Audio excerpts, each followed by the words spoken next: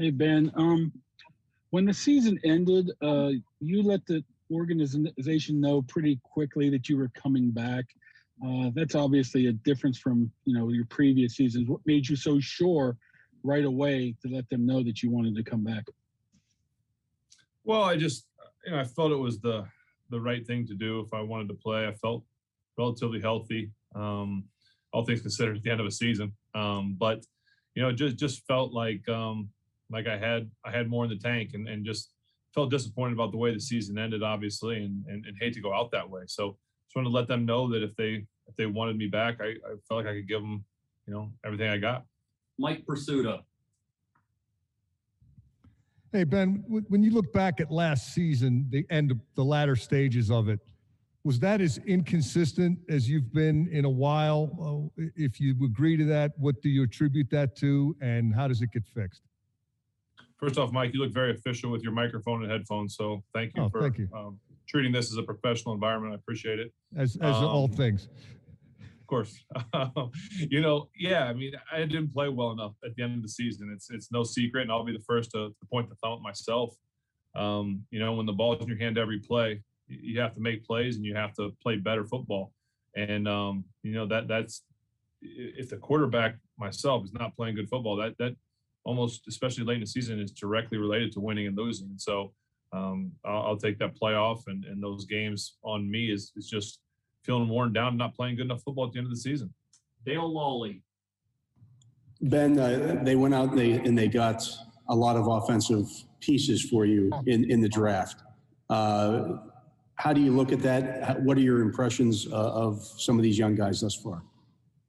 Yeah, Dale, it's been a while since we've gotten some, so many weapons early on offensively, and guys look great. I mean, but we are in shorts and t-shirts, and we're still waiting to see what some of the guys can do. But I'll tell you what I've seen so far has been really impressive.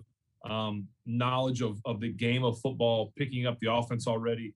It's been a unique year in the sense, and I'm not exactly sure how precise this is, the information is, but I feel like a lot of times in the past, this time of year, the rookies weren't here. They weren't here so early.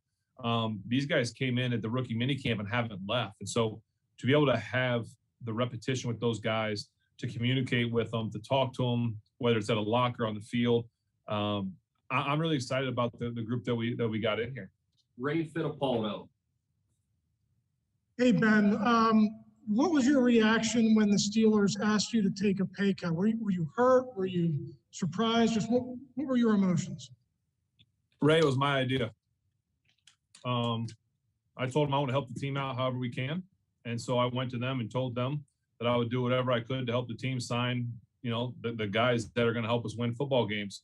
I've been extremely blessed to play this game for a long time. And so, that was one of the reasons I wanted to come back, because I knew we had obviously a great defense and some amazing weapons on offense. And so I wanted to come back to be a part of what I think is a special football team that everyone's overlooking, which is kind of cool too. And so in order to do that, to help get guys here, I felt that it was necessary to do that.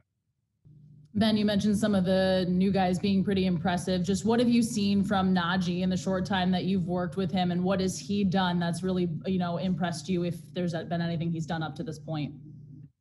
Well, he's a really hard worker. He's in here extra long. I think the other day the running back coach told him, "Hey, Najee, I have to go home now." And that just shows that he's still in there watching film, and he's constantly asking questions.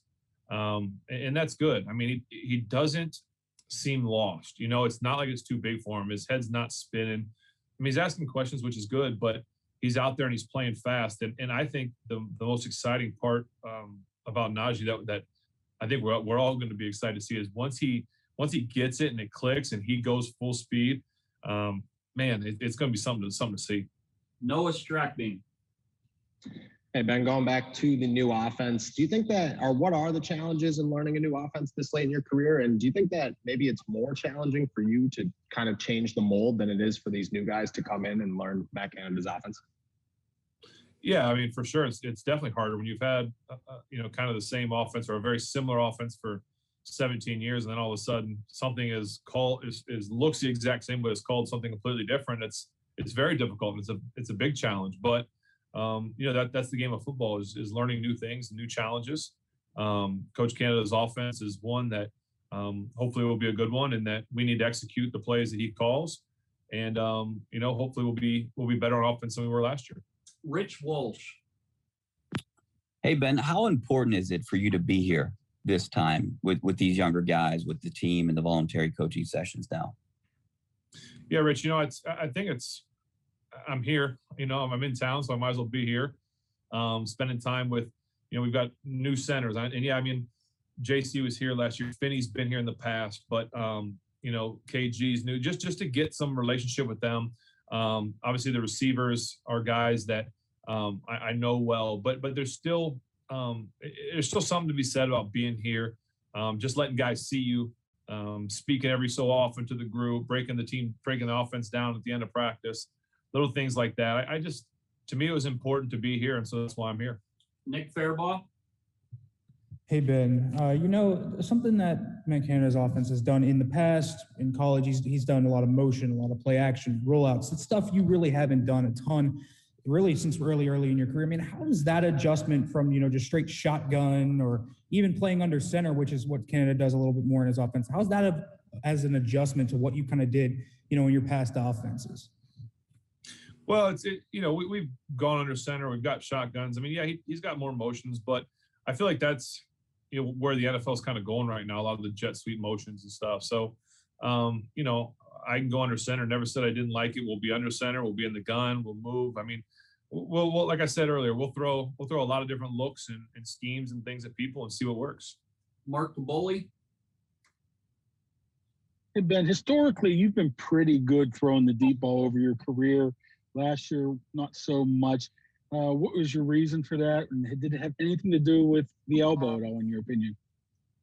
Well, I was going to say, Mark, I had total reconstruction on my elbow. It might have something to do with it, but no excuses. It's my arm feels great though. I'd like to wait to answer that question until we get into more this season and see how it feels. Right now, it feels really good. My arm was healed. Obviously, I played. It was healthy, but I think anybody that has a big surgery, it almost takes like that year, that first year back, it's still, you're back, but are you really back and feeling great? So that's why I want to reserve to answer that question until we get into this season a little bit to really let you know how my arm feels, even compared to last year.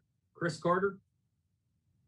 Ben, we've asked you a lot about the players that you're getting used to playing with, but you get the same basic receiving core with JuJu, James, you get Eric back.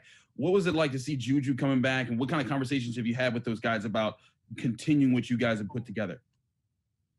Yeah, I was really excited to get JuJu back. I felt like I was in his ear and in Coach Tomlin's ear a lot during that process, the last kind of 12, 24 hours of JuJu signing back here. To have a familiar face, a guy that, brings so much to this team. And, I don't know, is there a guy in the NFL that on third and medium to short to medium, you want in the ball in his hands as much as JuJu? I don't know. I could think of one.